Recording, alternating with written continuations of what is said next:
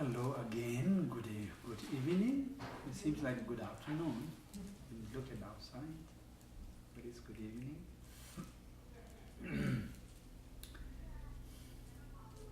And yes,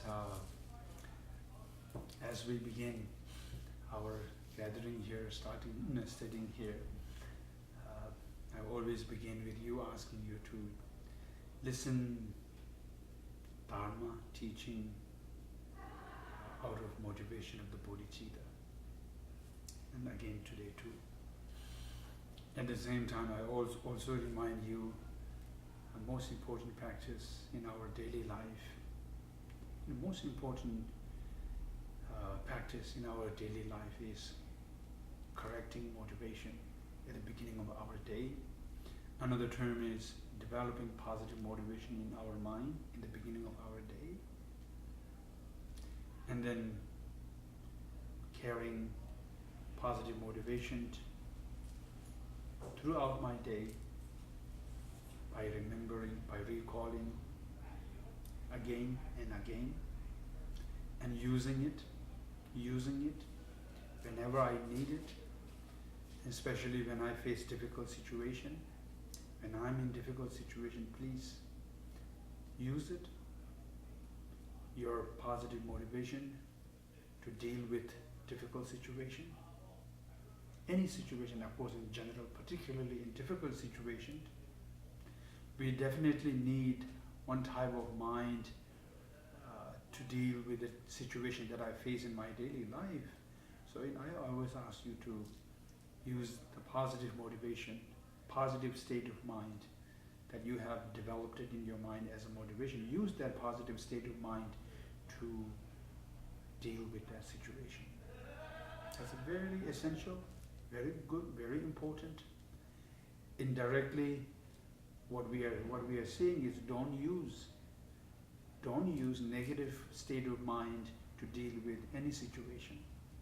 Don't use anger, don't use jealousy, don't use desire, attachment, don't use hate to deal with any situation that I face in my daily life. That is essential. That is essential. Please.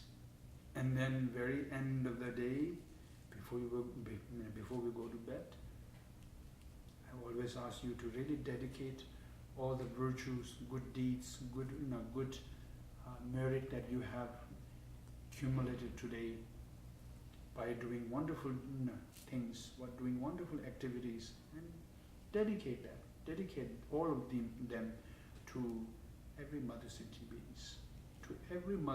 beings, by saying, may they become cause and condition for everyone to achieve full enlightenment. May they become cause and condition for everyone to achieve wisdom, compassion, and peace in their mind. So please, that's the most three basic practice that I ask you to generate, that I ask you to really pay attention, be aware, be mindfulness. Make sure you remind yourself every day. This is, motivation is the most important practice. Positive motivation is very essential to generate, and keeping my mind aware of those positive state of mind throughout my day is also very, very important. And then make sure that I don't waste all the virtues and good deeds that you have accumulated today. Don't waste. And what should I do? Dedicate them. And also don't dedicate just for myself. Don't just dedicate for myself. Don't just dedicate for my friends. Don't just dedicate for people who I'm related. Dedicate for every mother sentient beings. Every mother sentient beings. So please remember them, whether you have time to meditate and sitting on the cushions or not. Our day, whatever action that we are about to do in Buddhist teachings, in mind training teachings, in meditation training, always teaches us these three basic or main practice. And you know that I have always remind you, and each time when I see you, and it is my responsibility, right, to remind you, and your responsibility is to do. And my responsibility is also to do myself. So I try my best to always try to generate positive motivation in the beginning of my day. And I always, as I always share with you, when I was growing up in monastery, it is sometimes feels bored of getting up early in the morning, and so sometimes, of course my teacher always taught us to have a proper good motivation at the beginning of our day. Sometimes I'm still sleeping after the, and then says I'm still working with my motivation. But actually I'm sleeping. So anyway, so this is just, it's true, it happens in my life. But of course, please, it's really essential for us to have that proper good motivation. And of course, when I ask you to generate positive motivation, we have to follow that instructions, please. And I share with you to think about your present human life, think about the impermanent, and think about the karma and its result. Think about the nature of samsara, please. And really generate renunciation. And I share with you a few weeks back, I think John asked that question, right? What is the renunciation? I shared with you at that time. So please remember that when you generate renunciation in your mind as a motivation, what you are really generating is you are really generating the mind that wish to attain liberation of delusions, liberation of anger, liberation of all those mental deflections, liberation of negative state of mind. That is a renunciation, and has to arise from understanding, not just by force, understanding. And what understanding? Understanding of nature of samsara in general and particular, understanding of karma, nature of karma and its result, and then understanding of nature of impermanent. That's most important. And to have that strong determination, strong encouragement to understand that, we need understanding of precious human life. That gives us strength in my mind to really go into realizing nature of impermanent, nature of karma and its result, and the nature of samsara in general and particular both. By this understanding leads my mind. By this understanding, I really genuinely develop interest in my mind to achieving liberation of samsara. Genuine basically means, I will come to have a more or deeper or actual interest, really actual interest from my mind to attain liberation of samsara. Because my mind have seeing or experiencing what is nature of samsara, what is the karma and its result, what is impermanent. Yes, I do experience karma, whether I know it is a karma's result or not in normal life. I do experience impermanent. I'm not realizing it. I'm not understanding it. I do realize, I do experience the nature of samsara all the time, but I don't realize it. I don't know. So this training taught us, or make my mind to understand or realize that is nature of samsara. That is karma and its result. And that is nature of impermanent. And through this, and through that, I really come to see that, I really come to feel, losing an interest, really, losing one side, losing an interest in every samsaric activities. Losing an interest in samsaric activities, losing interest, in being caught in karma and its result. being caught in that. And losing an interest, I developed another interest of losing, caught in viewing things as a permanent.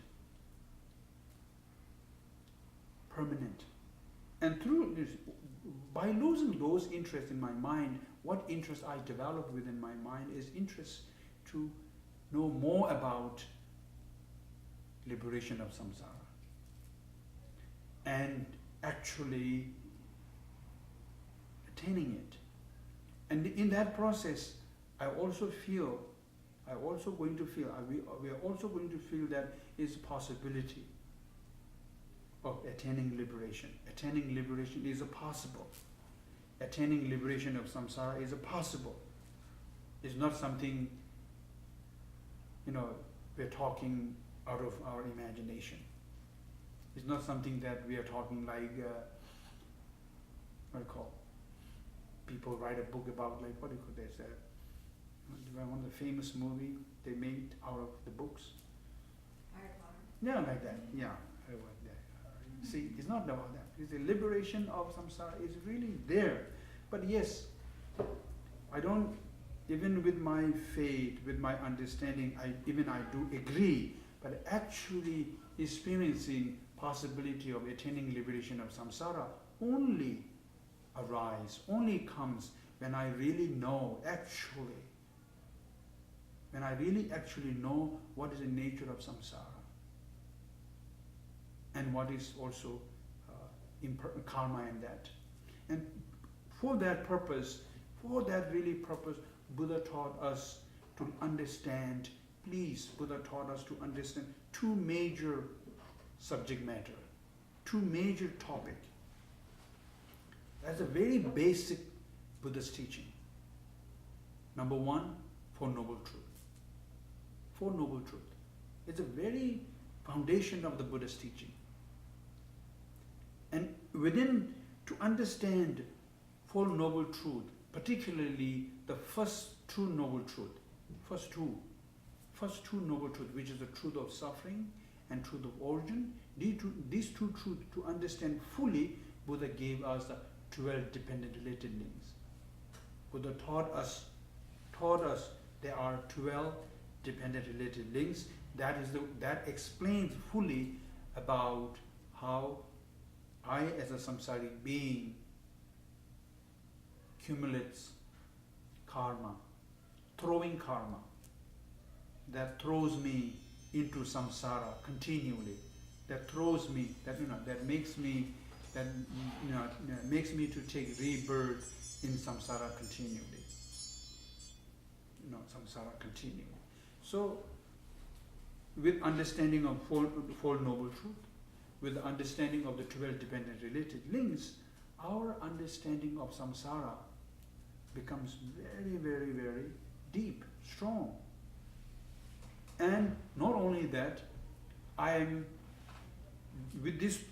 on this path, my mind actually going to experience less attachment, less desire attachment, less anger, less delusion, less ignorance,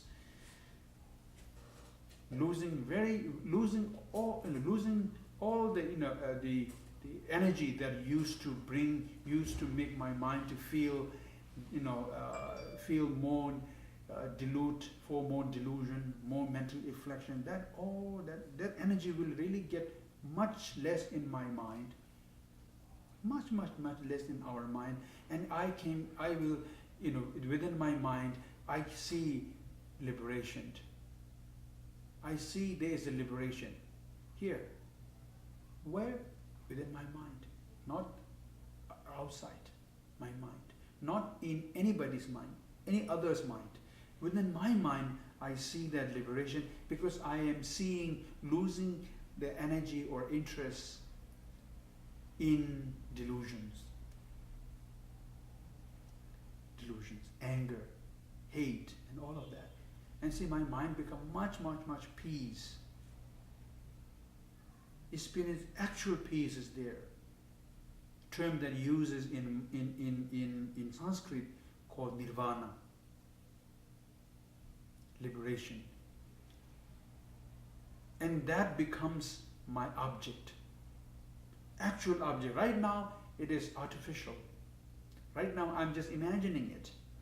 I'm not really actually experiencing that the possibility of liberation. I am also not able to view liberation in my mind clearly.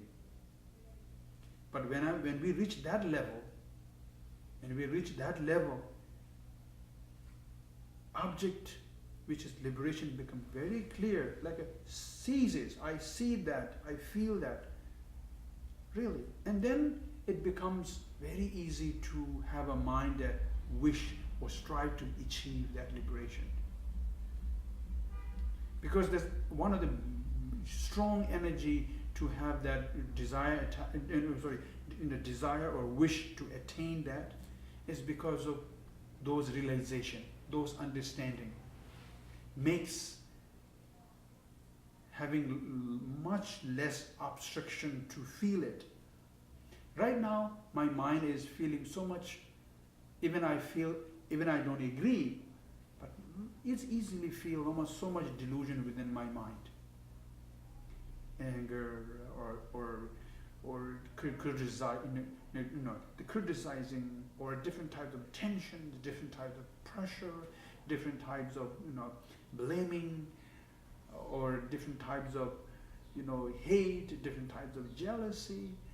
All those deluded mind is hanging around within my mind in subtle form, and they arise in a gross form very easily. It won't take more than few seconds. It won't take more than few seconds to let my mind feel gross form of any of these delusions, right? And that is the obstacles.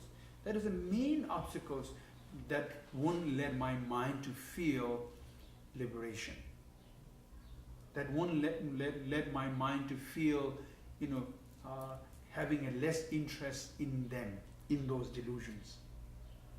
So more I rely on those kind of obstruction, those kind of delusions, I get stronger and stronger and stronger, and liberation of delusions becomes far and far and far, and my renunciation is getting far and far and far, and my understanding of nature of samsara, karma, and all of that becomes weak, remain in my mind weak. It all becomes my head, not really in my mind. It's all in my head. Like another term, my teacher used to say, it's all in my mouth. He used to say, all it says in the wood, like wood, not actual. So in this case, so that's why,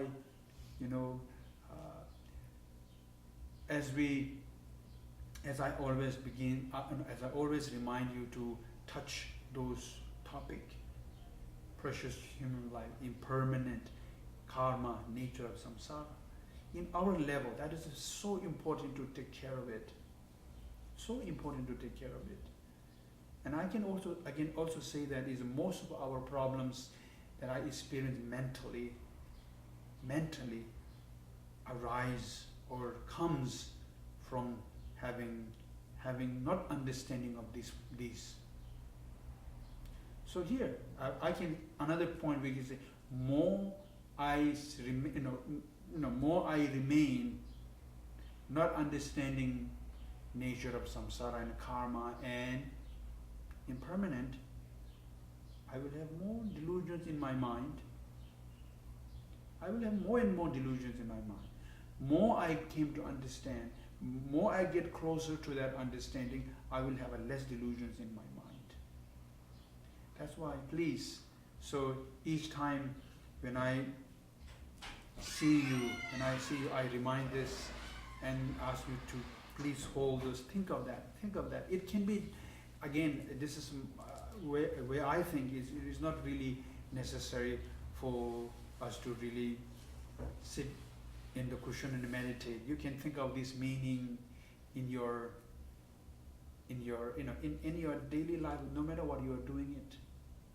You can, maybe you are sitting on chair or your own living room or sofa, or maybe you're waiting for somebody at some place. Maybe you're waiting in a waiting area to see someone.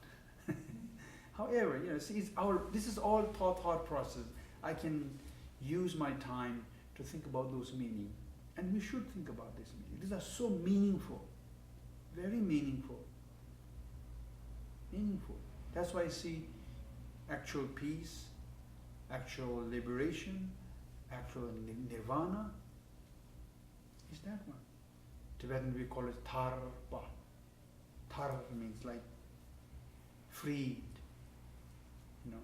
It means this thar is free, means is that free from something that I was bounded. So I've been bounded or caught into these deluded situations, and now when I come to see this meaning and more and more and more, my mind is getting free from that caught. That's why I say, please remember that in your process of developing motivation.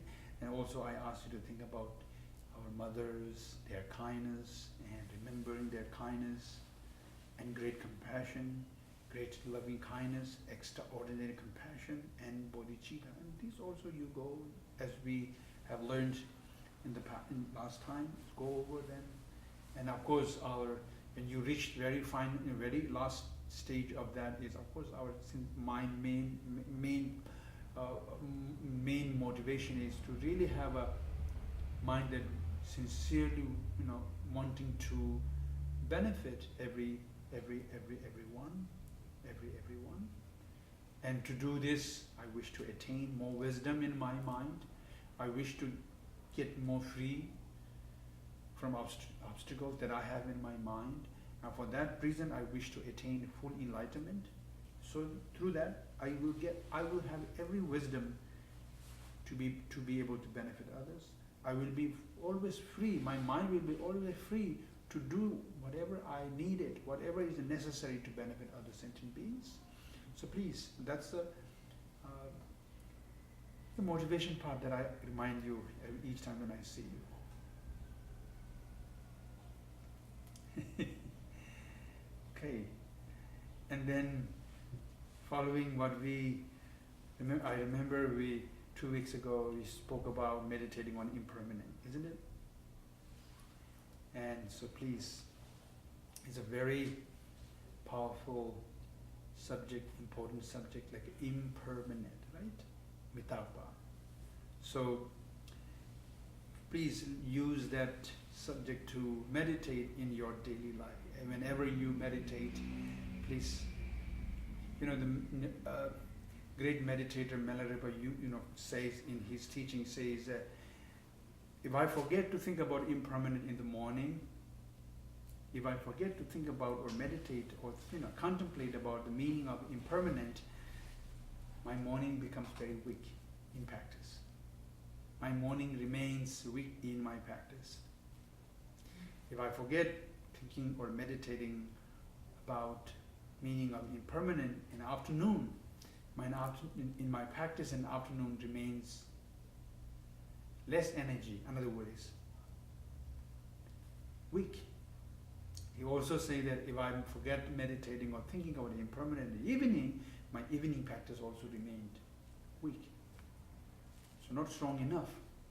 So here comes to give really strong energy in my mind, strong encouragement to do more practice, to train my mind into it. When we think about meditating on impermanent, it certainly give us to do. So remember, please, last time when we learn about meditating on impermanent, it's very clear what result we should get in this in meditating on impermanent is I must practice Dharma. That is one decision. And I must practice Dharma from now.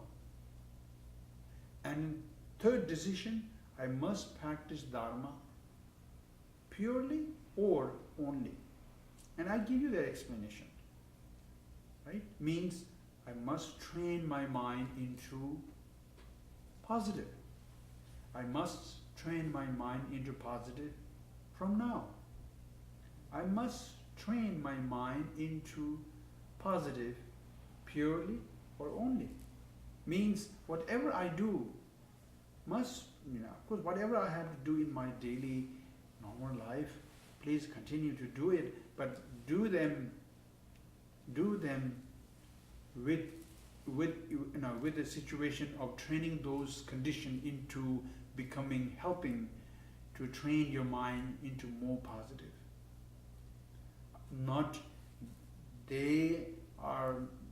I should not let them become obstacles to train my mind into positive. I also should not, I should not also think about, thinking those conditions are not helpful. No matter what's happening, no matter that I have to do in my life, yes, I'm in that situation that I have to do it, but everything should turn into helping my mind, helping me to become more kind, more. Remember, I was sharing that story. I was sharing that almost same meaning back in Queens, that there are easy situations that I face. There are difficult situations that I face. There are a neutral situation that I face in my daily life. Everything has to become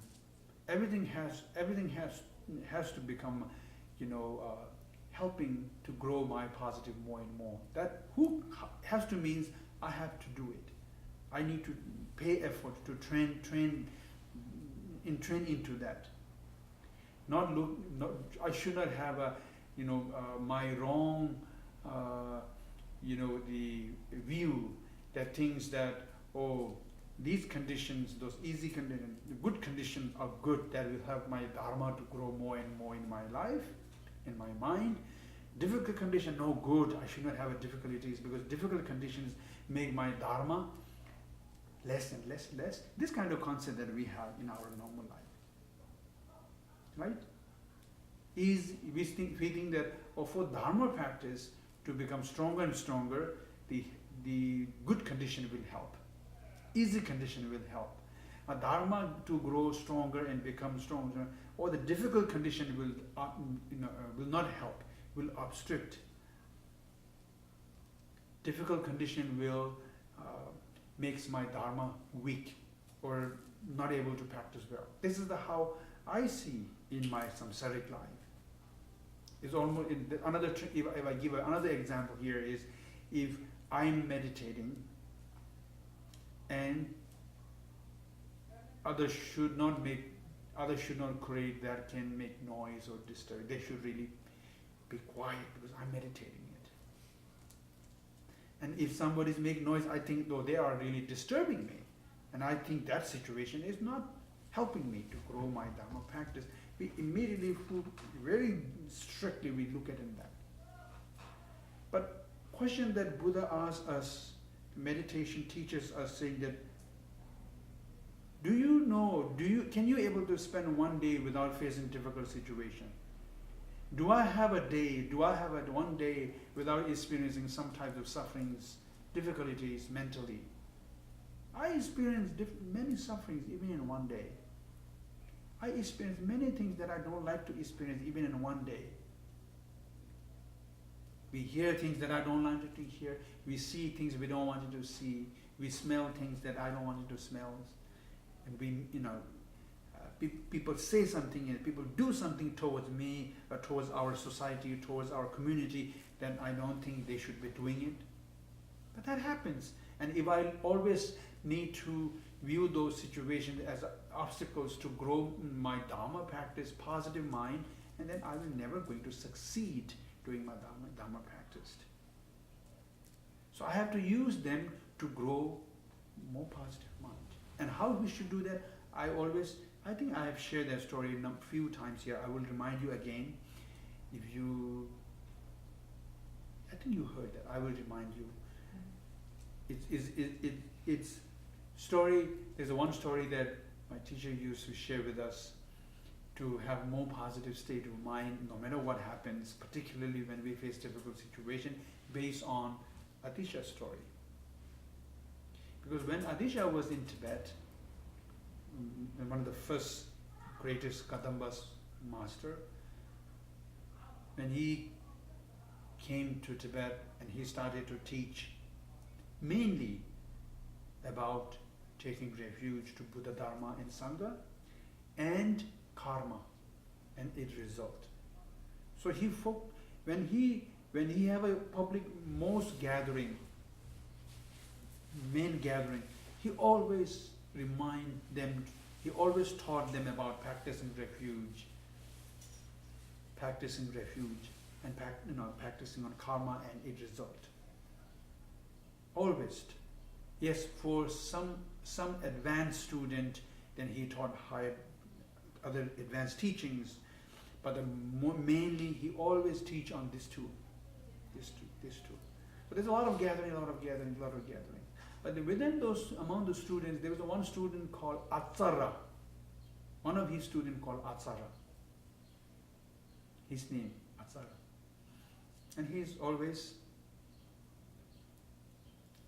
somebody little bit different. Means he always have comes with the issue, makes some difficulties within the communities, makes some noise, makes some people get irritated with his action, and see him and they don't, and he says something, people get hurt. Some people get hurt, and he look at things. He have some kind of action that people feels like a disrespecting, and community have an issue on it. Sangha members have some thoughts on it, and some after a long time, and they think he should not be in our society. And then people get very upset with him. Some people get very upset with him, and then finally some of the students went to see Atisha, teacher, and explained the situation and asked him, oh, maybe you should consider having him not in our class. Like that, if I say to you very directly. And Atisha was completely disagree with this. And no, I want him in the group, I want him in our society, because he helped me. He helped me for my practice. He helped me and he's always testing my patience. He helped me to grow my practice of patience. So this is what Atisha respond to his to students, saying no, he's not going to. He's helping me to grow my practice, and because of him, my practice of patience is growing. So, in that sense here, now that difficult situation seems for Atisha is using to develop more patience. Right? To develop more patience. So he's having a positive state of mind towards that difficult situation, not negative state of mind. He's accepting it, accepting those difficulties voluntarily, without complaining, without rejecting. So that's the point I was sharing with you here. In our daily life, after meditating on impermanent, the decision we made, saying I must train my mind into positive. I must train my mind into positive from now. I must train my mind into positive purely or only.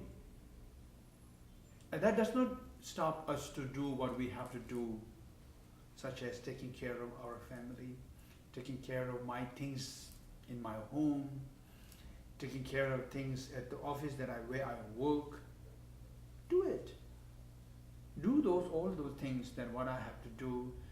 Yes, certainly going to face difficulties with taking care of our family. There is no one family in the world ever happened in the past experiencing difficulties taking care of the family. It happens. It's just like in our, work area too. There are situations that is going up and down, difficult or not that difficult. It's always happened, always happened. We have to move on with it, but we don't have to use that to let my mind to feel discouraged or less interest. That's why here in our Buddhist, our mind training teachings always encourage us to look situation in that way. That's why our decision that we should keep in our mind after we meditate on impermanent is that. So please remember, when in the term in the text itself, the scripture itself says, I must practice Dharma. But I want to know that, I want to make sure that you know, when we say Dharma is protecting my mind. And protecting from my mind from what? From experiencing suffering and difficulties. And what type of suffering this is mentioning mainly? Is mentioning the suffering of suffering that I experience when I develop anger and other delusions. Right? Because it's not only experiencing suffering at that moment, it also brings a lot of bad things. If I use that another say, it brings a lot of bad things, starting from accumulating negative karma, negative energy, negative imprint, and getting deeper experience, making strong with anger. So see, a lot of benefit, a lot of disadvantage comes by that. That's why see, must practice Dharma, must protect my mind from sufferings. Through what? Through training my mind into positive state. And positive in here is not in, there's no positive in general. Positive has to be specific. Right? The specific positive point, such as when you think about the karma and its result, and I'm training my mind into that, and that is one way of how I train my mind into positive state. When I train my mind into nature of samsara, that's one way of training my mind into the positive state, like that. So anyway, so remember that, and this is the way. And then after a few weeks ago, I shared with you about meditating on human life, and then the next was the impermanent, and after impermanent, in mind training teachings or Buddha's teachings teaches us to train our mind into taking refuge. Another word is turn our mind into relying on Buddha, Dharma, Sangha, especially on Dharma. So that means, so I sincerely can able to rely on Dharma day and night, no matter what happens. That's the very basic or beginning of the Buddha Dhamma's practice. As we recite a few verses in Tibetan beginning of our class here, the two line is about taking refuge to Buddha, Dhamma, and Sangha, relying on Buddha, relying on Dharma, and relying on a Sangha. So next meditation after making that three decision,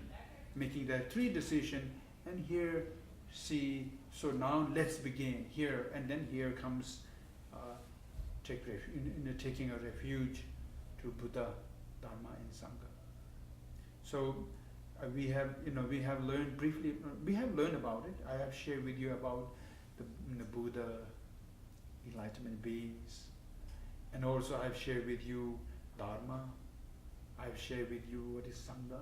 So these three objects: Buddha, Dharma, and Sangha. Tibetan says Sangye, Chö, and Gindun. Right? These three these three objects, must recognize very clearly, must know a little bit about quality of the Buddhas, quality of the Dharma, quality of Sangha, must know benefit, the quality of these three, and knowing that what Buddha can do, what Dharma can do, what Sangha can do for us, for others, for us, what quality Buddha has that can really benefit us, what quality Dharma has that can really benefit us, what quality Sangha has that can really able to benefit us. That is, another important subject to really have a clear understanding in our mind.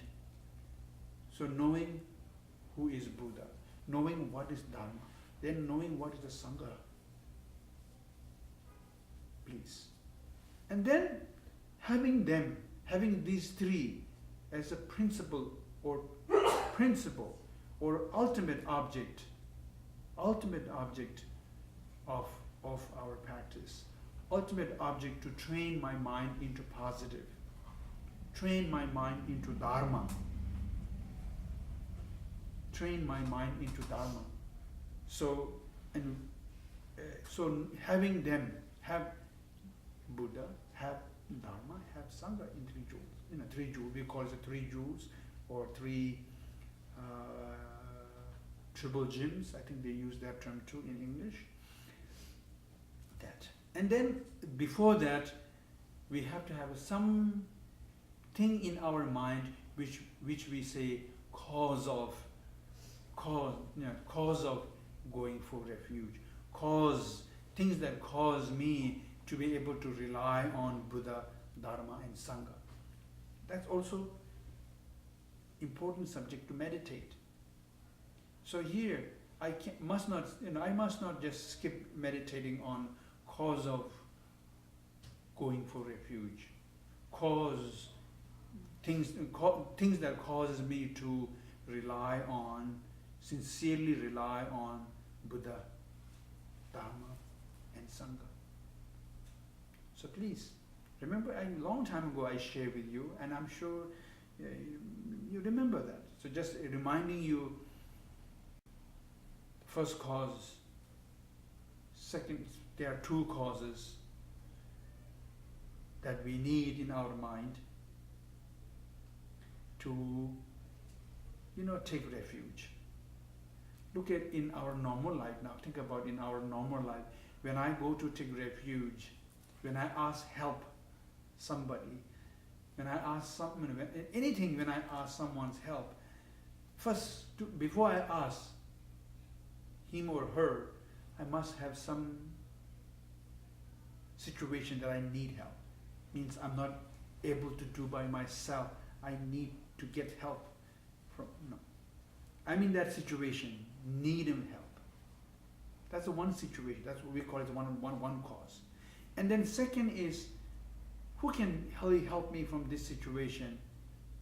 Maybe, I have a number of friends. Who can really help me for that situation. So then I will choose one of the friends who I feel he has that quality or she has that quality to be able to help me to get free from that situation. So two things. So one is I myself fall or be in that difficult situation. And second, I look for I feel someone has or he or she has a quality or ability to help me from that. That's the true cause how they causes me to take, how they causes me to ask help. Then I will ask him, say, can you help me? I have this and this problem, this and this difficulties. So can you help me? So that time I am almost like asking or relying on him or taking refuge in him, something like that. So in Buddha's teaching, in Buddha's teaching says here, what is happening within my mind? Number one, there are a lot of karma that I have. There are a lot of karma that I have in my mind. And they are ripening, and it makes me to experience Sometimes happy, sometimes not happy, but basically there are a lot of suffering that I experience. There are a lot of suffering that I experience. Difficulties that I experience. My mind experiences many difficulties. Many difficulties. My mind feels unhappy, my mind feels stressed, my mind feels, complaining with, and my mind also feel anger, my mind feel jealousy. All these times happening within my mind. These are all suffering.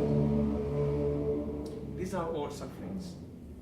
At the same time, and Buddha also talk about, based on that, Buddha also explained that, see, right now, you and I have taken rebirth as a human, but sooner or later, however, our life is moving towards, all the time, our life is moving towards our final destination all the time. All the time. Means we are moving towards, towards the last destination, which is separating this present, separating from this present body. That's sooner or later is going to happen. So Buddha says this is the one of the main, or one of the biggest part of our life. Everyone is going to experience, and that in that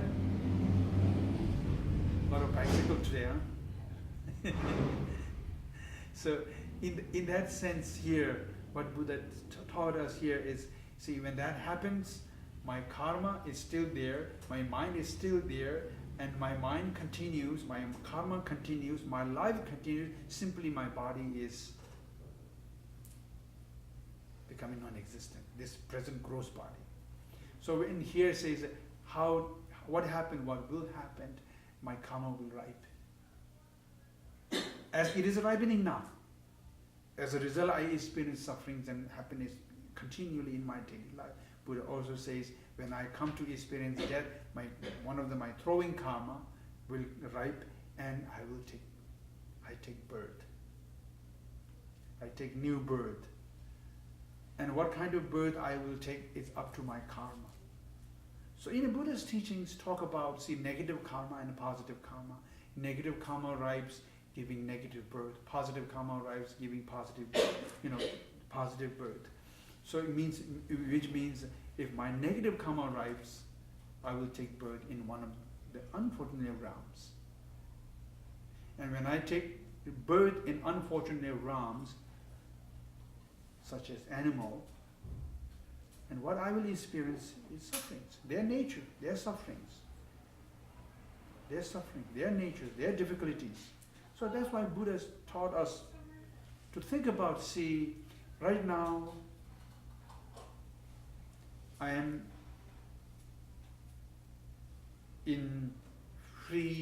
feel like a human here, but I'm not going to be human forever. And when that ends, my mind continues, and there's a possibility of taking a rebirth. If my negative karma ripes at that time, the possibility of taking a rebirth in lower realm. And what happens if I take that? Nothing else then experiencing suffering of the lower realm. And Buddha taught us to think about the suffering of lower realm. Think about the nature of lower realms. What happens? There's all kinds of sufferings and difficulties that I end up experiencing, and which is not easy to bear, which is not easy to be able to accept. Even I don't have choice. So Buddha taught us to think of all these nature. When I contemplate of this nature, and I see that, I am in the situation where these sufferings can rise in one of my future lives. It is possible.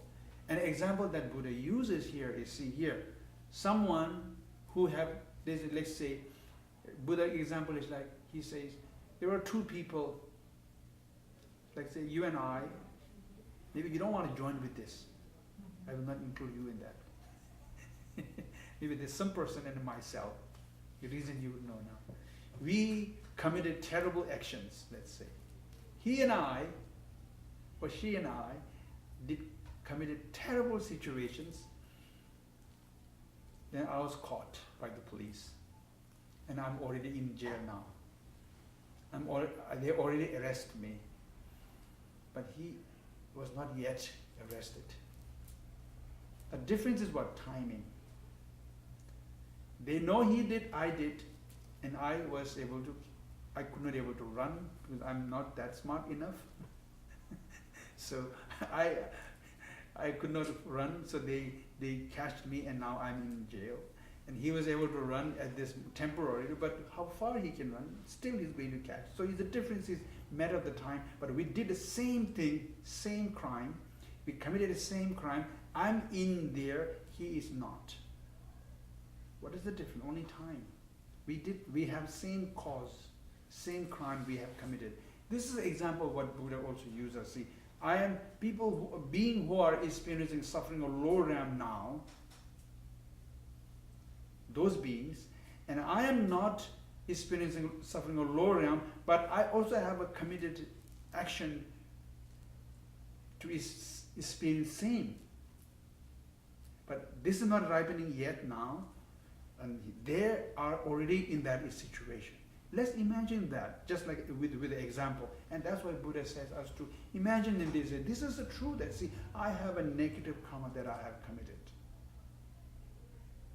And he or she have committed a negative karma, and he now already experiencing his result by taking rebirth in lower realm, and I have not yet experiencing because that karma is not yet ripe. Right now I'm still experiencing the result of my human's karma is there. So when I think of that, see, yes, I have committed those same actions that same as him or her who are there already. And now right now I'm temporarily free, not permanently. And this moment, what I can do, I can do something. This is now in turn. So what should I do? I should think about those problems that I will experience, just like what he or she is experiencing in there. And then that problems, I think, and I will not feel wanting. Plus I will feel I don't want to experience this problem, this suffering, and that suffering, that suffering. I will have an uncomfortable feeling in my mind, knowing it may come. It's okay. It's not yet, but that's why meditation teaches us to that kind of feeling is needed. Because I'm doing that with understanding. I'm not doing that with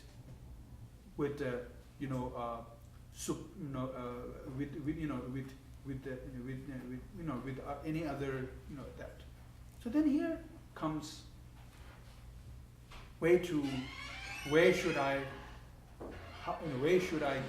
to whom should I ask help?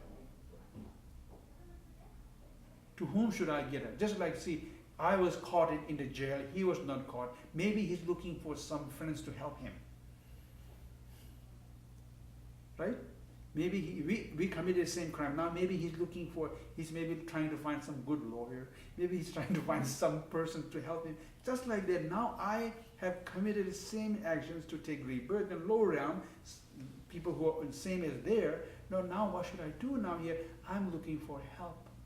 Who can help me to get free from the crime that I have committed, the negative action that I have committed? And here comes Buddha jewels, Dharma jewels, Sangha jewels. And I think how Buddha can help me by giving me instructions, by giving me correct instructions, correct advice. And Dharma can help me when I actually get into it, when I actually put Dharma into my mind. And Sangha, when I actually follow their example, follow their advice too, like Bodhisattvas. Follow their example. So relying on Buddha's instructions, relying on Sangha's example, I put Dharma actually, take Dharma actually into my mind, I can get free from it. See, Buddha has the ability to give me full, complete, correct instructions. Sangha has a perfect example to follow. And Dharma has a full or actual protection to protect me from that difficulties. Actual, like a medicine. So knowing Buddha has that quality, knowing Dharma has that quality, knowing Sangha has that quality, and then I sincerely let my mind to rely on Buddha, Dharma and Sangha. Want to say something? I was thinking about, I have a friend, her mother, they're Taiwanese. Her mother is Buddhist. I don't know to what level of Buddhism she is, but she does talk about karma. And she's had a hard life. She had 10 children. She had 10 children. 10 children. Which she didn't really want to have that many children, but it just sort of happened. And they had very little money growing up. And so the mother will say, my friend tells me that her mother often says, this is my karma. And the way it sounds is, and I've heard, I think, like Asian people think like this. They say not only is it their karma, it's their punishment. Oh. That's how she views it. And I'm saying, that's not exactly how it's supposed to be. But that's how it's viewed. And I think a lot of people still view it that way. Mm-hmm. That this is their karma, it's part of their punishment. They have to just survive it and live through it. And so I don't know if they have the recourse to say, perhaps she prays to the Buddhas, but I don't know. This is just what to say or what to think in that situation. Absolutely. Here, I think this is one of the one of the thought that people, one of the view that people develop. If I do something wrong, I get punishment. If I do something good, I get a reward. That's in our external world, right? If I do good in the company working, if I make a lot of good things in our company, and then our company will give me good reward, good bonus, like that. If I don't do well, I may get punishment such as firing, laying off, or cutting my salary, or cutting my bonus, things like that as a punishment. That's a very external world. And from the Buddhist point of view, from the mind training teachings point of view, that's completely not correct. We experience result of karma is not punishment. Our negative karma gives a result to experience the difficulties or sufferings and problems is simply as a result of karma, it's not punishment. We accumulate positive karma and we experience its result, happiness and good things in our life. That is also not reward, that is simply a result of our positive karma. Just like if you plant poison, no matter what, the result will be poison tree, poison effect, right? It's nothing wrong, nothing other than just because of seed that you plant a poisoned tree, and the poison tree will grow. If I plant grapes or apple, if I plant apple, I will have apple tree, and then I will get apple later. It's not reward or punishment, or it's not something like that. If I see, so that's why here in mind training teachings in Buddhism's punishment is not talk about it, and it doesn't believe in it. And also the reward is also kind of does not basic. I can say that is we don't. If I do good actions, no matter what, if I keep my mind kind, understands, and be positive, it's consequences or result of that is good. If I keep my mind mean towards others, negative towards others, I experience according to that is action. So I think, we as strong believing in mind training practice, meditation practice, we should share with our friends, saying there's the punishment. I know some people, some tradition talk about punishment, some tradition talk about reward. So, and also it has to do with the culture too. Some of the culture taught us and to think in that way, on that way. So as the people grow up in different, under different cultures, and it makes us to think in that way and this way. But the mind training teachings, what we are learning now here, look at, it's all based on reasoning, it's all based on analyzing, all based on investigating. So when we investigate about my experience and your experience and their experience, we could not able to recognize any experience as a punishment. We could not able to recognize or get anything that as a reward. If I'm experiencing not succeeding in what I do in my company or whatever that I do, there is a karma that I have. There is a karma that I have that is leading me to experience that not accomplishing what I try to accomplish. There are some people who accomplish good things or do well in business and do well in this. They or he or she have a karma to experience that. But at the same time, is it going to be forever? No. No, it's not going to be forever. It changes. It changes. Because that karma, when it's over, its result will be over later. So that's why, see, in one thing makes so easy and so clear is, don't just agree with this by saying or by sharing.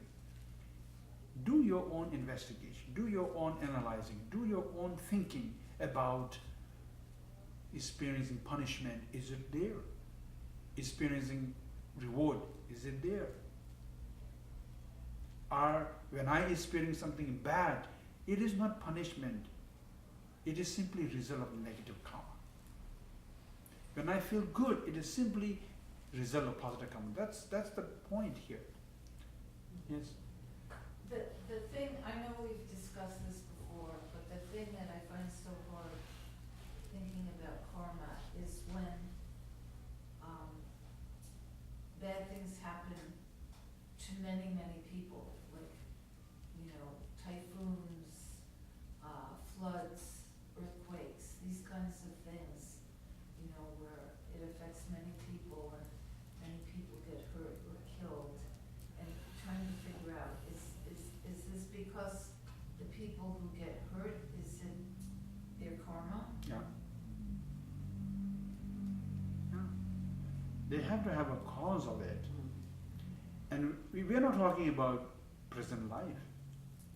If karma that we experience are not just from one lifetime, I also carry, let's say,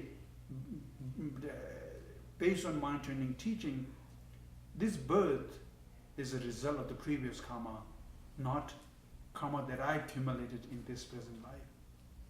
And in most of my experience that I experience in this life are not result of karma that I accumulated in this lifetime. It's from, most of them are from previous life. So, also previous life means not one, not only two, not only 10, not only 100. There are many. Many negative. There are many karma, many previous lives I have accumulated many karmas. So I carry many karmas in my mind. We all carry many karmas in our mind. But right now, as I said earlier, right now, I'm in the situation can able to take care of all the karma that I have accumulated in the past. I'm not in the state that I'm ignore or not knowing how to take care of it. So, but at the same time, there are humans, unfortunately, even while they're having the ability, still ignores or taking care of our karma. So look at this present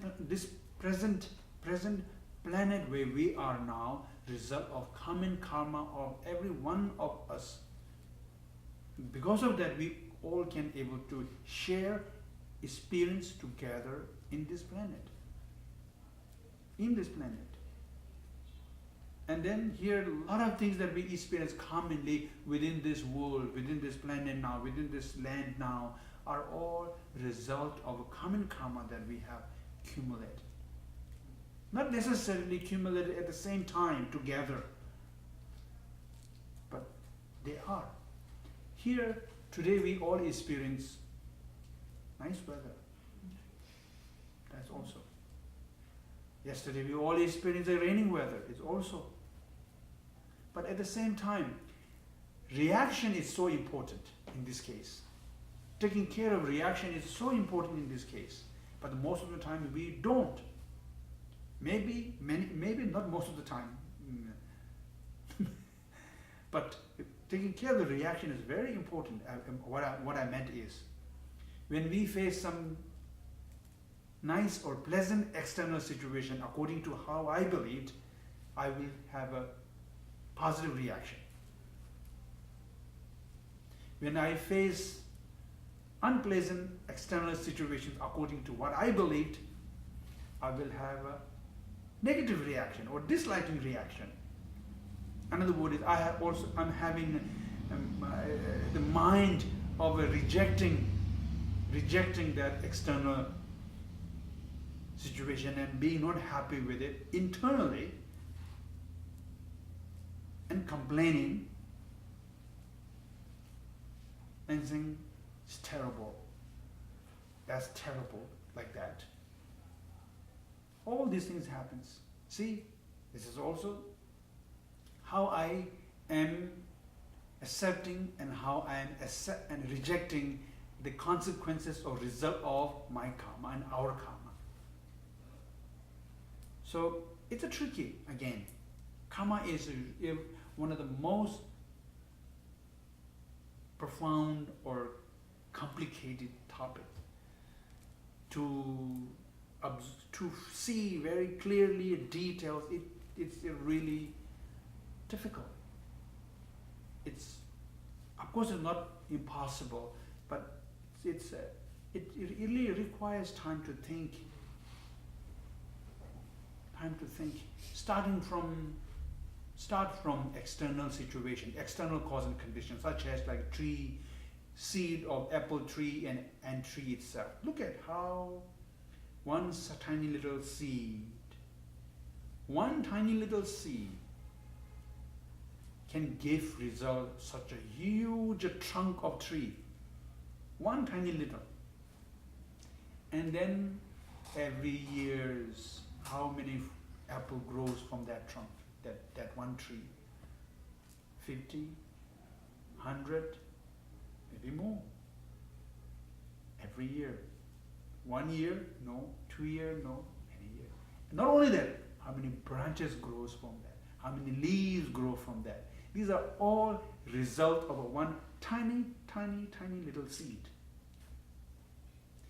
External tiny little seed can able to give such a huge effect or result can arise from there. And internal cause, little karma, is even more stronger. According to what Buddha taught, see, even tiny little one karma, it's stronger than that. It also can give result just like a tree. Look at our human birth, this human rebirth that you and I all commonly have taken now, are a result of one positive karma. One positive karma's rebirth that I'm experiencing. If I live up to 60, 70, 80, 90, that rebirth, since I entered into my mother's womb, according to According to mind training teachings, that is my birthday. According to the Buddha's teachings, mind training teachings, my birthday is the day I enter into my mother's womb, not day that I delivered. But in our external world, we have a different way of counting it. Actually, I came to this world already when I entered into my mother's womb.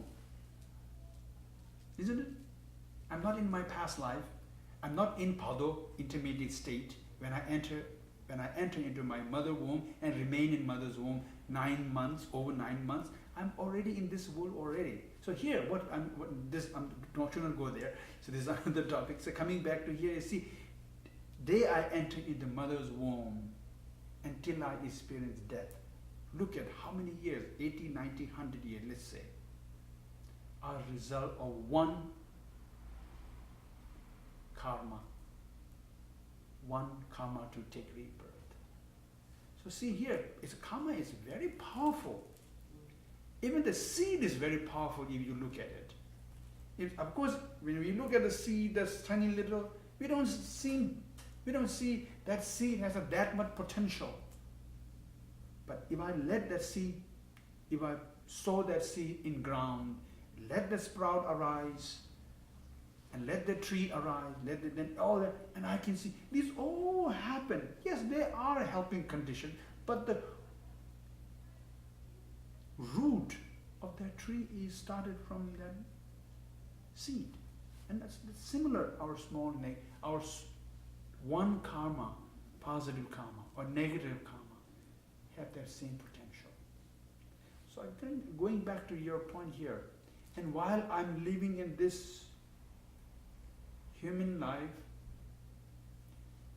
yesterday or today we experience beautiful weather at the same time. I'm sure there's some place are experiencing not sunny day.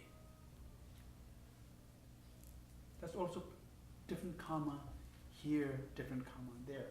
So yes, it is a difficult situation to accept, knowing presently those people who experience suffering in earthquake or like that thunderstorm or that, knowingly see, oh, he is kind person, he is very kind person, he should not be having this, experiencing that. Yes, we say that, I say that, we all say that, but we have to remember, he, yes, experiencing kind at this time, doing kind towards others now, but it doesn't mean he is not samsaric being. It doesn't mean that he don't have a negative karma that he had accumulated in the past. We know he's not free from negative karma because of he is in the samsara.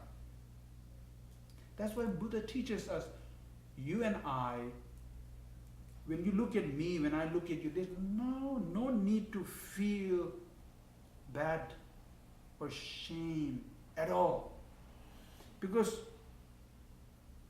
what you have actually, what I have actually in my mind at this time, I have samsara in my mind.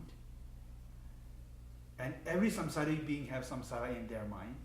And what we do, that's all temporary. That is all temporary. And there's no need to get too, there's no need to get too, emotion and too, stuck by that. Because what we have, what we all commonly have, what all samsaric beings have within their life, within their mind is samsara. Means power to take rebirth by the karma and delusion is within my mind. I'm not free from that. I have that. Every samsaric being have that. We are equal. We are equal. Yes, even enlightenment beings used to have that in their mind. But they free that and they become enlightenment. They become liberated person.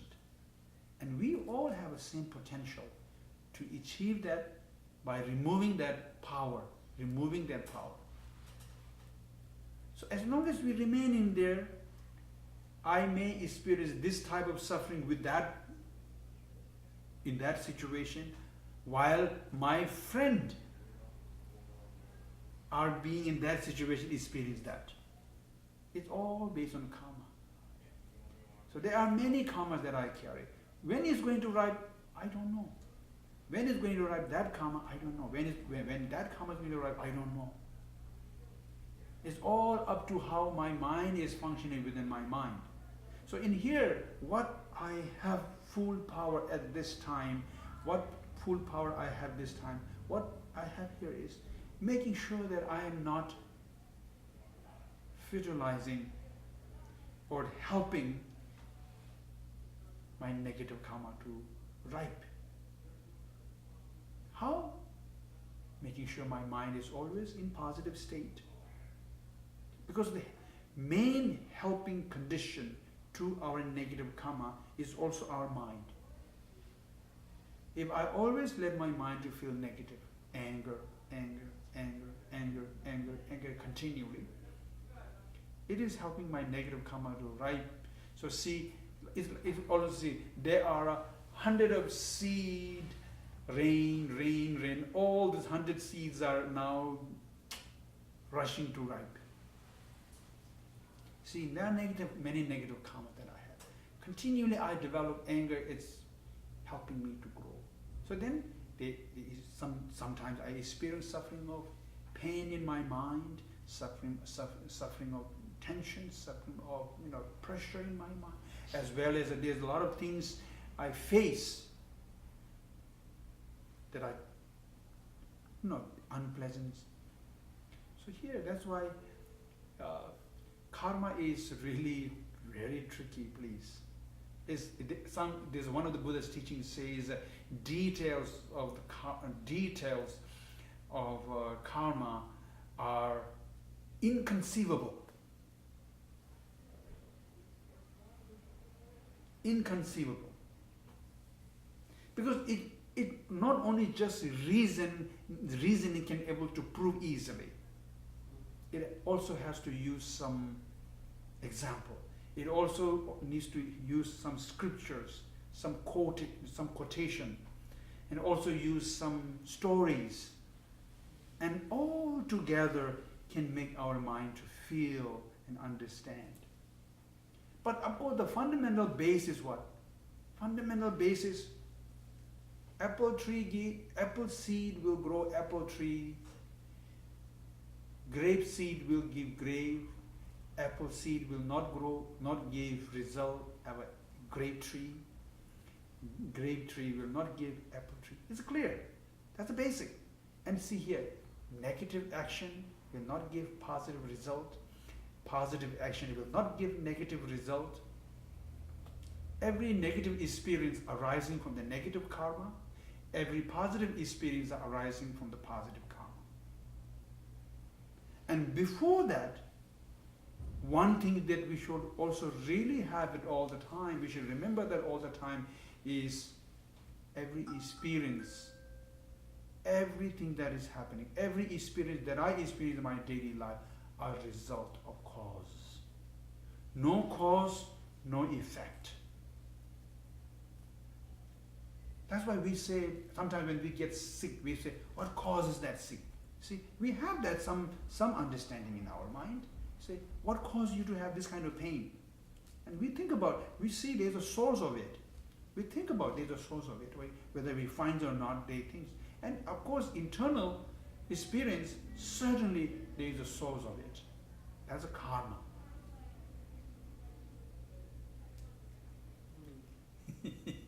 So anyway, so I will leave that part. I will go back to what I was sharing earlier to you here. Here is that, please meditate here now. Meditate on the situation being in difficult.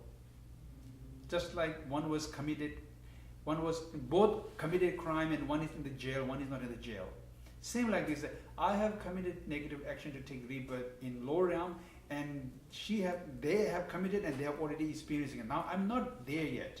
And what they experience, I am going to experience it, if that karma arrives. Because their karma is that they're already there. Now imagine their nature, which is the nature of lower realm, suffering of lower realm. Imagine that and think of that. Meditate on those. help your mind to realize the nature of low realm. And makes me, then more I go there, I will feel not liking to experience. Because I'm seeing it's not pleasant. I will feel, oh no, I wish to get free. I don't feel comfortable. I don't like to, some kind of like, I won't say scared, but it's some type of that. And then here, okay now, I get that. But I'm not in helpless situation yet. I have a fully help. I can get it now. And here you meditate now, meditating, who can help me, and bring into your mind Buddha jewel, Dharma jewel, Sangha jewel, and say, who is Buddha? What is Dharma? What is Sangha? How Buddha can help me? Can Buddha can help me? Can Dharma can help me? Can Sangha can help me? So this time you're meditating on Buddha's quality, you are meditating on Dharma quality, you are meditating on Sangha's quality. You meditate on that. As I meditate on the qualities of three jewels, Buddha, Dharma, Sangha, I see they can do it. They can help me. They can really help me. And I feel that more I see their quality, I feel they can help me.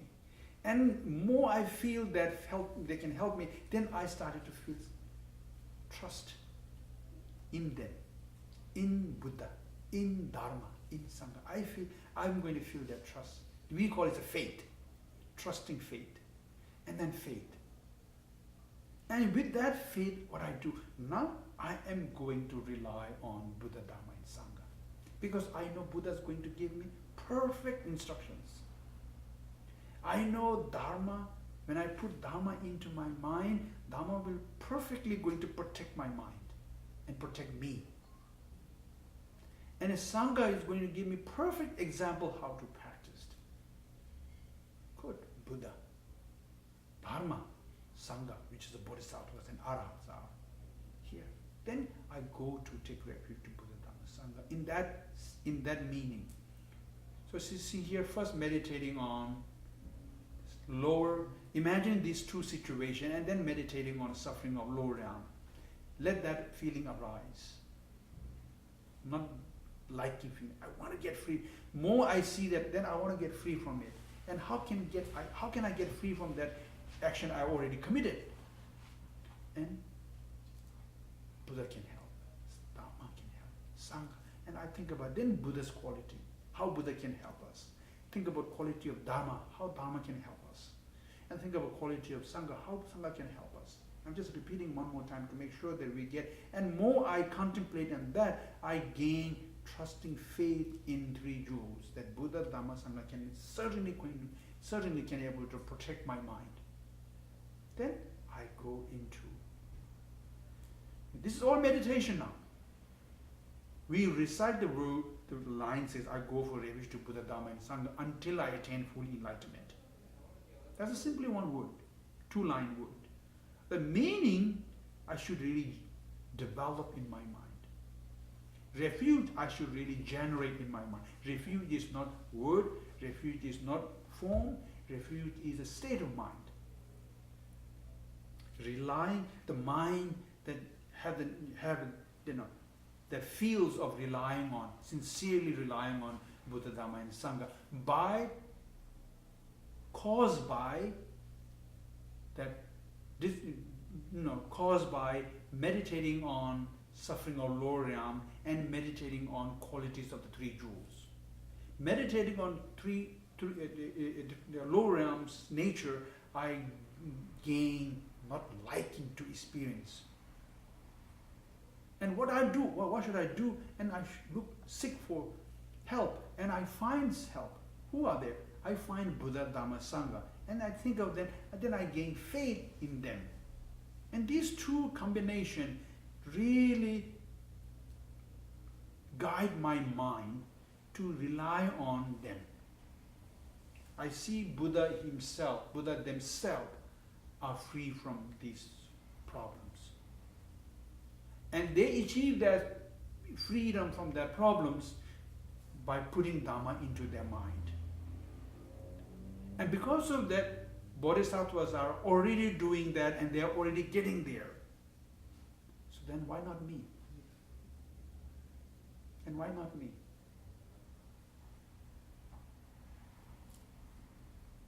This is we call meditating on going for refuge to Buddha, Dhamma and Sangha.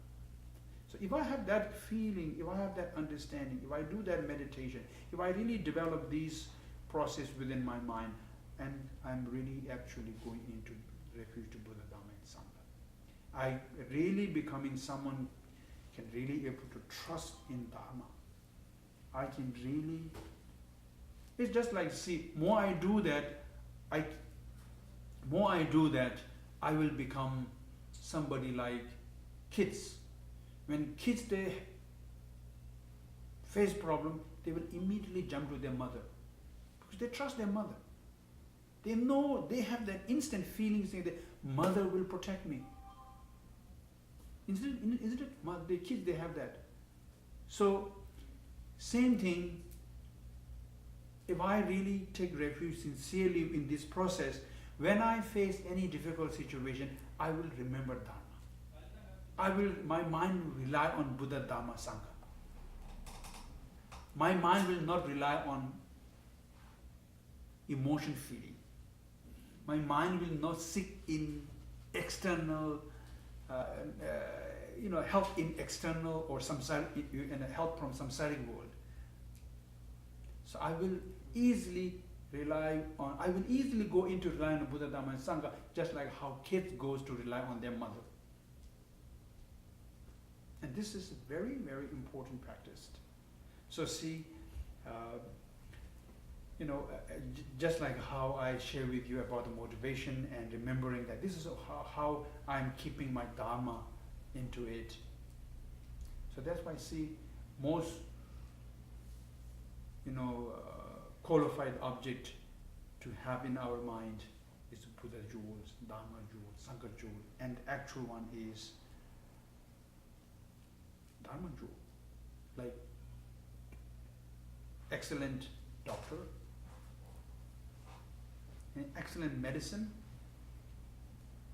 then excellent assistant that we basically need to cure from our physical problems, physical sickness.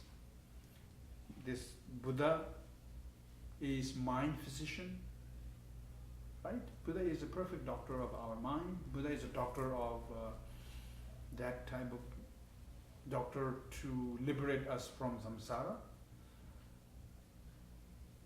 And Buddha already have that medicines, which is a Dharma, and now he's going to share with us how to cultivate this Dharma. And Buddha also share that already to those Sangha jewels, and they are doing it, and Buddha is pointing us how they practice, and then I should follow that too. Okay.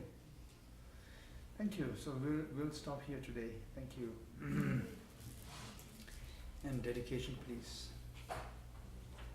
Gyawadi Gyawo Sunam Yeshe Lejong Sunama Yeshe Lejong Dhamma Gunyi Toba Meme Sewe Dejen Jenrezi Chime Jempe Wampo Jempe Duwa Manu Jamze Zambe Da Ganjin Gembe Sujen Songka Losan Trabe Jala Sovane Meme Sewe Dejen Jenrezi Chime Jempe Wampo Jempe Yan Duwa Manu Jamze Zambe Da Ganjin Gembe Sujen Songka